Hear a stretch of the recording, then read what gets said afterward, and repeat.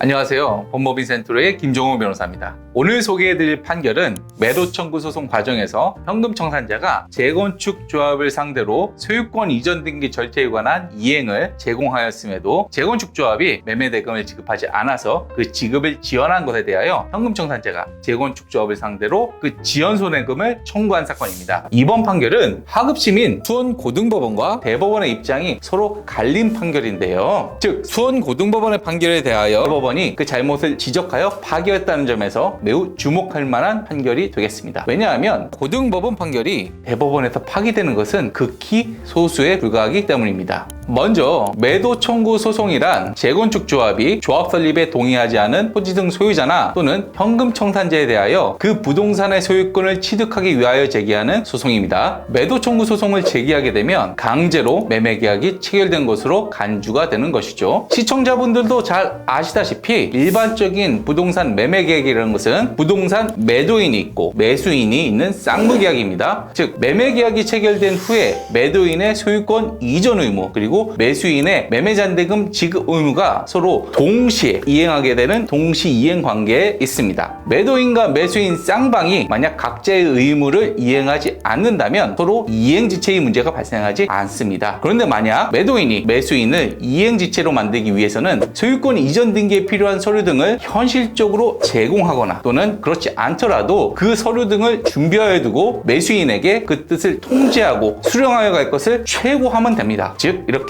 최고를 하였음에도 매수인이 잔대금을 지급하지 않으면 이행지체에 빠지게 되는 것이죠. 본 사건은 매도인인 현금 청산자가 본인의 의무를 다 이행을 하고 매수인인 재건축 조합을 이행지체에 빠지게 하여 지연손해금을 청구한 사건입니다. 이에 대하여 수원고등법원에서는 매도인이 적법한 이행 제공을 하였다고 볼 수 없다고 하여 현금 청산자의 지연손해금 청구를 기각하였습니다. 그런데 대법원에서 이를 파기한 것입니다. 즉 수원고등법원의 판단이 잘못되었다는 것이죠. 왜 그랬는지 한번 살펴보도록 하겠습니다. 먼저 매도인이 이행 제공을 하기 위하여 필요한 것, 즉 소유권 이전 등기 절차 이행을 위하여 필요한 것은 이렇습니다. 이 서류와 물건들을 법무사 또는 변호사 사무실에 맡긴 후 그 보관 사실 및 매매 대금 지급과 무관하게 언제든지 위 법무사 또는 변호사로부터 서류와 열쇠 등을 수령할 수 있다는 취지의 내용 증명 우편을 매수인인 재건축 조합에 발송하면 됩니다. 하지만 이 사건에서는 현금 청산자가 위와 같은 이행 제공을 다하였음에도 불구하고 재건축 조합이 그 수령을 하지 않았고 이에 현금 청산자는 소송 도중에 위 소유권 이전 등기에 필요한 서류와 출입문 열쇠 등에 대하여 재건축 조합을 피공탁자로 하여 모두 법원에 공탁까지 하였습니다. 그렇다면 현금 청산자의 입장에서는 모든 이행 제공을 다 했다고 볼 수도 있는데요. 그럼에도 수원고등법원은 왜 적법한 이행 제공이 아니라고 해서 기각하였을까요? 그 이유를 한번 살펴보겠습니다. 수원고등법원은 매도인, 즉 현금 청산자가 이와 같은 이행 제공을 하였다고 하더라도 소유권 이전 등기를 완료하기 위해서는